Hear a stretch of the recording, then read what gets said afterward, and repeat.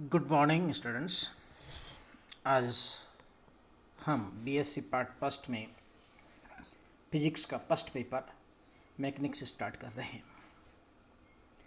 Physics में जैसे आपको पता ही है, सिलेबस देखा होगा आपने। फिजिक्स में 3 पेपर होते हैं फर्स्ट ईयर में। पहला मैकेनिक्स, दूसरा वेव एंड ऑसिलेशन एंड तीसरा इलेक्ट्रोमैग्नेटिज्म।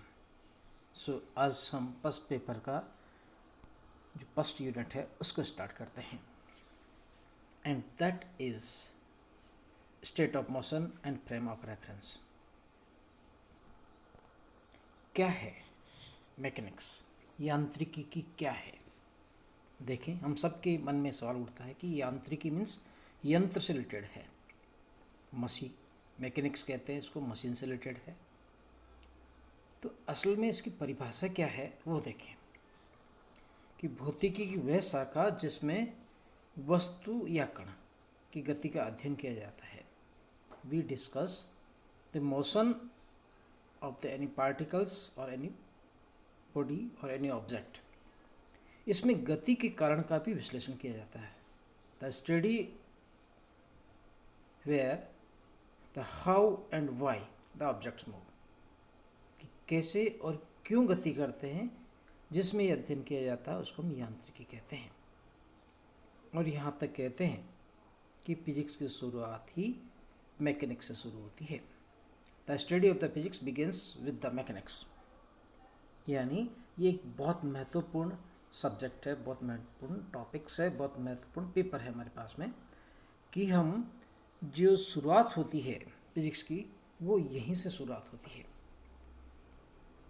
नाउ द मैकेनिक्स कितने प्रकार की है, किस तरह से काम करते हैं हम इसमें, आइए देखते हैं। Mechanics is divided into the 2 parts. इसको हम 2 भागों में विभाजित कर सकते हैं। एक होती है काइनेमेटिक्स और दूसरी होती है डायनेमिक्स। काइनेमेटिक्स में गति का वर्णन होता है, डिस्क्रिप्शन ऑफ द वर्णन, मोशन। जैसे हमने कहा कि वाई एंड हाउ, तो ये हाउ का जो मेंशन है ऑब्जेक्ट ऑफ मूवमेंट का, वो जो वर्णन होता है वो काइनेमेटिक्स में है। In this one without we are using any reference of the forces, कि जो बल लग रहा है किसके कारण होता है कोई पता नहीं हमें। हम ये डिस्कस करते हैं कि एक गति हो रही है, इसमें वेग उत्पन्न होता है, इसमें त्वरण उत्पन्न होता है, कितने दूरी तय किया, वो सारा इसमें डिस्कस करते हैं। जो नेक्स्ट पार्ट है वो है dynamics. What causes the motion, कि उस गति का कारण क्या है, जो गति के कारण का भी वर्णन करे। With reference of the forces means इसमें बल जो है वो भी उपस्थित होता है और उस बल के कारण जो गति होती है उसका हम वर्णन करते हैं। इन दोनों में ही कण की गति होती है। अब हम देखें कि कण की गति की 2 अवस्थाएं संभव है। पहला स्टैटिक अवस्था, दूसरी गतिक अवस्था, static state and dynamic state. स्थितिक अवस्था जिसको हम विराम अवस्था भी कहते हैं। कोई यदि विराम अवस्था में है, कोई वस्तु आराम फरमा रही है, एक स्टेबल स्टेट में है, तो हम कैसे कहेंगे, उसको परिभाषित कैसे कहेंगे, लैंग्वेज में कैसे कहेंगे? यदि किसी कण की स्थिति में समय के सापेक्ष कोई परिवर्तन नहीं होता हो, मीन्स समय बदल रहा हो, समय चेंज हो रहा हो, परंतु वह वस्तु वहाँ का वहीं है, उसकी पोजीशन नहीं बदल रही है, तो ये वस्तु स्थिर अवस्था में होगी, विराम अवस्था में होगी। और प्रेक्षक के सापेक्ष, जो ऑब्जर्वर है, जो इसको देख रहा है, उसके सापेक्ष कण इस तरह दिखाई देता है, तो इस अवस्था को हम स्टैटिक स्टेट कहते हैं। इस अवस्था को हम विराम अवस्था कहते हैं, कि उसको जो देखने वाला है, जो ऑब्जर्वर है, जो प्रेक्षण ले रहा है, जो एनालिसिस कर रहा है, उसके रेस्पेक्ट में ये वस्तु इस तरह दिखाई देती है। दूसरा डायनेमिक स्टेट, गतिक अवस्था, इसको हम गत्यावस्था भी कहते हैं। कि यदि कण की स्थिति में समय के सापेक्ष परिवर्तन होता हो, if the object changes its motion with respect to the time, तो प्रेक्षक वस्तु को विभिन्न समय पर अलग अलग स्थानों पर प्रेक्षित करता है, तब जो देखने वाला है, जो ऑब्जर्वर है, जो प्रेक्षक है, वो उस वस्तु को अलग अलग समय में अलग अलग दिखाई देगा। पहले कहीं था, फिर थोड़े समय में कुछ और कहीं चेंज हो गया, तीसरे समय में कहीं और हो गया, अर्थात समय के साथ में उसकी स्थिति में बदलती है। इस अवस्था को हम गतिक अवस्था कहते हैं। ये दोनों ही अवस्थाएं सापेक्ष होती है, रिलेटिव होती है, निरपेक्ष नहीं होता। निरपेक्ष मीन्स एब्सोल्यूट नहीं होता, क्योंकि हम किसके सापेक्ष देख रहे हैं, प्रेक्षक और जो ऑब्जेक्ट है वो उनके बीच में किस तरह की गति है उस पर निर्भर करता है। यानी ये दोनों ही अवस्थाएं सापेक्ष होती है। Because the motion of an object can be studied relative to an observer, कि जो कण है, जो वस्तु है, उसकी गति प्रेक्षक जैसे देखेगा उस पर निर्भर करता है। जैसे हम आराम से देखें, एक कोई दुनियादारी में एक एग्जाम्पल देखें, कोई कहता है अमीर है। अमीर की क्या परिभाषा हो सकती है कि उसकी तुलना में कोई दूसरा है वो गरीब है, तो वह अमीर नजर आता है। और ये तीसरा बंदा जो उस अमीर से भी ज़्यादा अमीर है, तब क्या होगा, तब कहेंगे कि वह बंदा उसकी तुलना में गरीब है। Means that is the relative terms. आपने लाइन खींच रखी है, एक लाइन यदि छोटी लाइन की तुलना में बड़ी लाइन दिखती है, परंतु उसी के साथ में एक और बड़ी लाइन खींच दें तो उसकी लाइन की तुलना में ये छोटी हो जाती है। मीन्स ये प्रेक्षक पे डिपेंड करता है, ऑब्जर्वर पे डिपेंड करता है कि ये चीज़ कैसी है। मीन्स ये रिलेटिव टर्म्स है, सापेक्ष टर्म्स है। एग्जाम्पल से देखिए, एक ट्रेन है जिसे हमने चित्र बनाया है, वो v वेलोसिटी से आगे मूव कर रही है। इसमें ए व बी दो बंदे हैं, दो पैसेंजर है, दो यात्री है जो इसके अंदर बैठे हैं। तीसरा यात्री जो इस पेड़ के नीचे सी है वो खड़ा है। अब देखिए इस ट्रेन को कौन कौन कैसे कैसे दिखता है। ये ट्रेन की जो गति है उसको हम कैसे कैसे ऑब्जर्व करते हैं। माना कि एक ट्रेन v वेग से गतिशील है जिसमें दो पैसेंजर ए व बी है तथा सी प्रेक्षक बाहर खड़ा है। यदि बी के सापेक्ष ए को देखा जाए, बी के सापेक्ष यदि हम ए की गति का विश्लेषण करें तो इस तरह प्रेक्षित होता है, क्योंकि दोनों ही बैठे हैं। हम ट्रेन में बैठ रहते हैं, हमारा साथ वाली सीट वाला बंदा भी बैठा रहता है, हम उसको देखें तो वो बैठा ही नज़र आता है, यानी इस तरह नज़र आता है। क्यों नज़र आता है आगे देखेंगे। नेक्स्ट, यदि हम सी के सापेक्ष ए को देखें, जो बाहर पेड़ के नीचे बंदा खड़ा है, जो व्यक्ति खड़ा, उसको यदि पैसेंजर देखना हो ए, तो वह वी वेग से गतिशील प्रक्षित होता है। उसको लगता है कि ये ट्रेन के साथ ही बंदा भी चल रहा है, चल ही रहा है, तो इसका मतलब हुआ कि वह गतिशील नजर आता है। इसका भी हम एनालिसिस देखते हैं कैसे होता है। This show that the state are the relative terms. ये जो अवस्थाएं हैं वो आपेक्षिक अवस्थाएं हैं। बी के सापेक्ष ए का वेग यदि हम निकालना चाहते हैं तो एक तरीका है, इसको लिखते हैं वी ए बी। ए का वेग बी के सापेक्ष, जो पीछे लिखते हैं उसके सापेक्ष लिखते हैं पहले का वेग। जैसे नीचे लिखा हमने वी ए सी, मीन्स सी के सापेक्ष ए का वेग है। तो देखिए कैसे लिखा जाता है। बी के सापेक्ष ए का वेग वी ए बी, जो पहला होता है उसमें से दूसरा घटा देते हैं, V A minus V B. जैसे आप विभवांतर कैलकुलेट करते हैं, पोटेंशियल डिफरेंस कैलकुलेट करते हैं, तो जिसके रेस्पेक्ट में मेजर करते हैं उसको पीछे लिखते हैं, माइनस के साथ में आता है, और जिसका होता है उसको पहले लिखते हैं V A minus V B, potential difference A और बी के मध्य विभवांतर। तो यहाँ पे भी ऐसा ही लिखा जाएगा, V A B, V A minus V B. देखिए वी ए की वेलोसिटी भी वी है और वी बी की वेलोसिटी भी वी है, तो बी माइनस वी जीरो हो गया, यानी बी को ए इस तरह नजर आता है। सी के सापेक्ष यदि ए का वेग देखें तो क्या आएगा, देखते हैं वी ए सी, यानी सी के रेस्पेक्ट में, तो पीछे लिखेंगे माइनस में साथ आएगा V A minus V C. V A तो वी के बराबर है, परंतु वी सी इस तरह है क्योंकि सी तो पेड़ के नीचे खड़ा है, so this is zero, so that is we.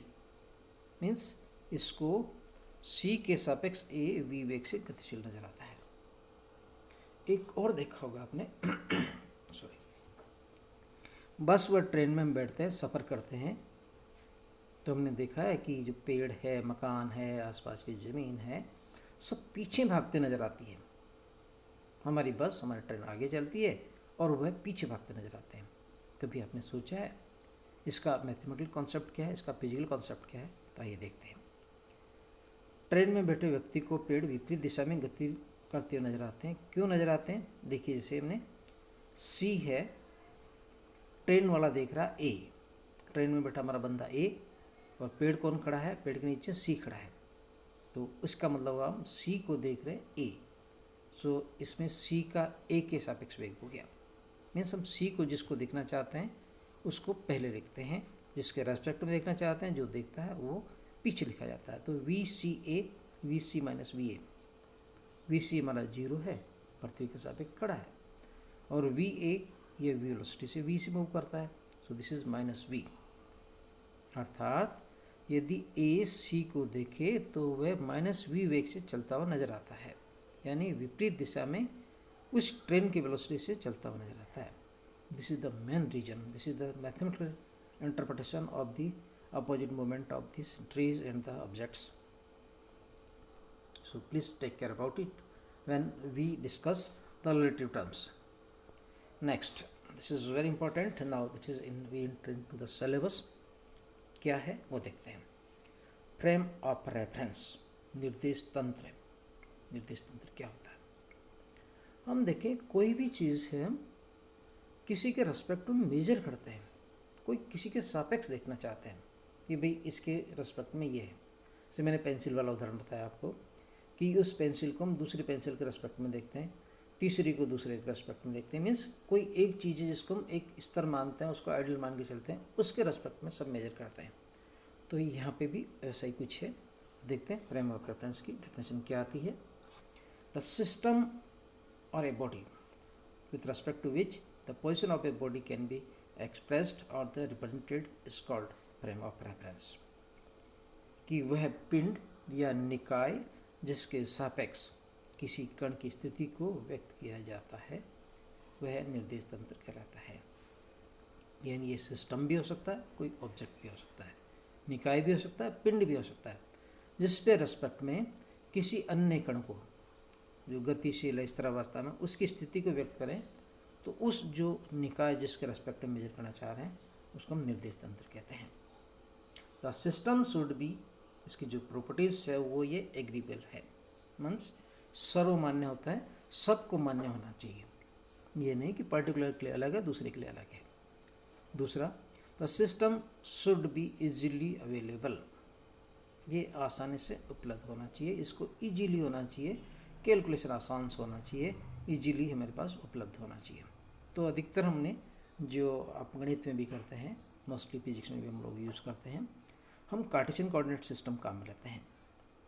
Cartesian coordinate system जिसमें एक्स वाई जेड होता है, तीनों एक दूसरे के 90 डिग्री पे परपेंडिकुलर होते हैं। जैसे कमरे की दीवार देखें हम, कोना जो होता है उसमें एक फर्श के होते हैं, एक एक्स एंड वाई, और एक ऊपर की तरफ हाइट होती है, that is the Y. Means आप किसी को एक्स वाई जेड मान सकते हैं। ये दो तरह के हो सकते हैं, left hand right hand Cartesian coordinate system. Left hand जैसे हमने पहले पिग्राम बनाया नंबर 1 में, थोड़ा सा उल्टा लगता है। राइट हैंड साइड हम अधिकतर काम में लेते हैं, so mostly we are using right handed Cartesian coordinate system, mostly इसको हम काम में लेते हैं। अब हम चाहते हैं कि इसका उपयोग कैसे होता है, निर्देश तंत्र का उपयोग कैसे करें।